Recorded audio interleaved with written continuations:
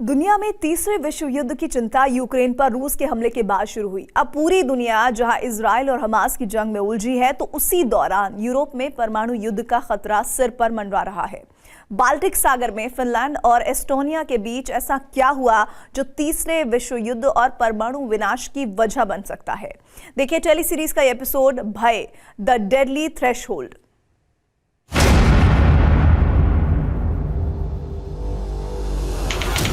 8 अक्टूबर 2023, Baltic connector gas pipeline, Baltic Sea, समय रात 2 बजे।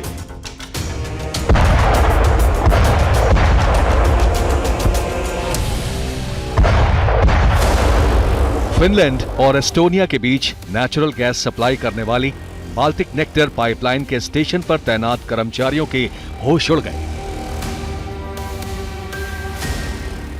आधी रात के बाद अचानक पाइपलाइन में गैस का दबाव कम होने लगा।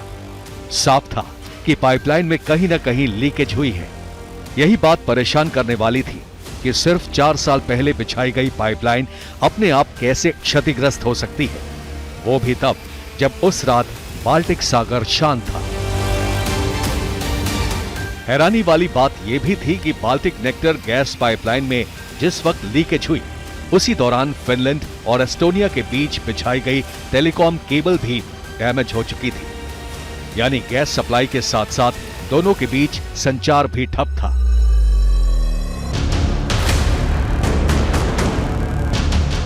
फिनलैंड ने बाल्टिक सागर में अपनी गश्त बढ़ा दी। फिनलैंड और एस्टोनिया दोनों ही नेटो सदस्य हैं, इसलिए नेटो ने भी बाल्टिक नेक्टर में लीकेज की जांच शुरू कर दी। 2 दिन बाद यानी 10 अक्टूबर 2023 को भूकंप पर नजर रखने वाली नॉर्वे की एजेंसी नॉर्वेजियन सीस्मोलॉजिकल इंस्टीट्यूट की एक रिपोर्ट आई, जिसमें दावा किया गया कि बाल्टिक नेक्टर पाइपलाइन वाले इलाके में ही उसके सेंसर ने एक धमाका रिकॉर्ड किया था। उस धमाके के 40 मिनट बाद पाइपलाइन में गैस का दबाव कम हुआ। Alustavan arvion mukaan havaittu vaurio ei ole voinut syntyä putken tavanomaisen käytön tai paineen vaihtelun seurauksena. On todennäköistä, että vauriot ovat seurausta ulkopuolisesta. It is proven that this is a deliberate attack on Allies' critical undersea infrastructure. This would be a very serious incident, and it will be met by a united and determined response from NATO. We haven't had time to work enough with the signal now to definitely say it was explosives, but we think so. The smaller explosions in the Nord Stream series of explosions were on the size with this one. Gas pipeline किसी बाहरी ताकत की वजह से क्षतिग्रस्त हुई है, लेकिन वो बाहरी ताकत कौन हो सकती है, इसका कोई सुराग नहीं मिल रहा था। 17 अक्टूबर 2023, समंदर में जहाजों की हलचल पर नजर रखने वाली वेबसाइट द मैरीटाइम एग्जीक्यूटिव ने खुलासा किया कि फिनलैंड और एस्टोनिया के बीच गैस पाइपलाइन में जब गड़बड़ी हुई, तो उस इलाके से सिर्फ 2 जहाज गुजरे थे। इसमें एक जहाज रूस का सेव मॉरपोट था, जो बाल्टिक सागर में बर्फ काटने के लिए इस्तेमाल किया जाता है, और दूसरा जहाज चीन के हेनान शिनशिन यांग शिपिंग कंपनी का था, जिसका नाम है न्यू पोलर बेयर। इस बीच फिनलैंड की जांच एजेंसियों ने बाल्टिक नेक्टर पाइपलाइन में लीकेज की वजह पता लगा ली। इस गैस पाइपलाइन को सुरक्षित रखने के लिए कंक्रीट की जो मोटी परत बनाई गई थी, वो किसी जहाज के लंगर से टूट गया था। उसी वजह से गैस पाइपलाइन भी क्षतिग्रस्त हुई थी। ये महज हादसा था या साजिश, इसका जवाब अब तक नहीं मिला है। नॉर्थ स्ट्रीम पाइपलाइन में ब्लास्ट के बाद ही रूस यूक्रेन जंग का नया फ्रंट बाल्टिक सागर में खुल गया।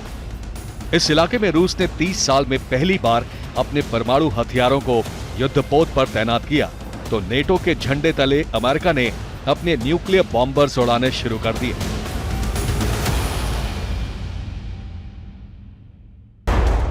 पहले और दूसरे विश्व युद्ध की शुरुआत यूरोप से ही हुई थी। तीसरे विश्व युद्ध की आशंका भी यूक्रेन पर रूस के हमले के बाद यूरोप से ही शुरू हुई, जो अब परमाणु युद्ध की दहलीज पर खड़ा है। इस विनाशकारी परमाणु युद्ध का मैदान बाल्टिक सागर ही हो सकता है।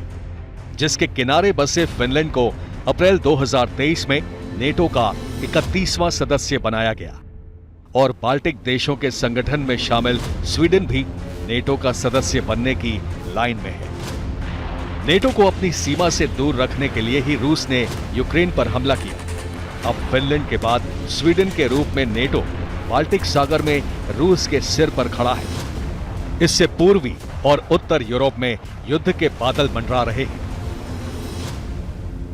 रूसी सेना के रिटायर्ड कर्नल मिखाइल खोदारयोनोक ने 3 हफ्ते पहले ही आगाह किया है कि यूरोप की भलाई इसी में है कि स्वीडन नेटो से दूर रहे, क्योंकि बाल्टिक सागर में अगर रूस और नेटो का तनाव बढ़ा तो अंजाम परमाणु युद्ध ही होगा।